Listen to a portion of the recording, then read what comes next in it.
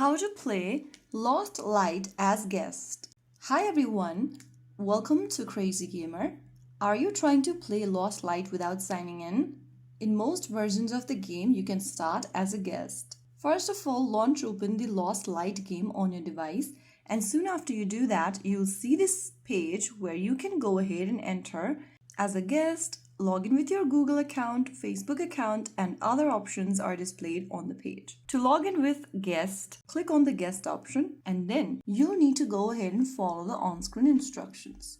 Now, go ahead and select your server by tapping on this Asia option and choose a server, and then click on the screen to start the game. The game will then create a temporary account and you can immediately start playing the tutorials and matches.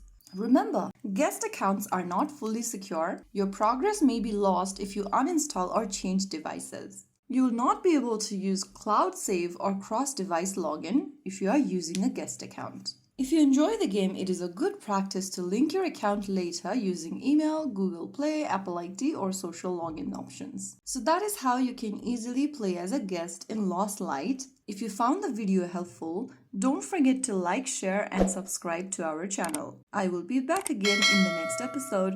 Thank you for watching.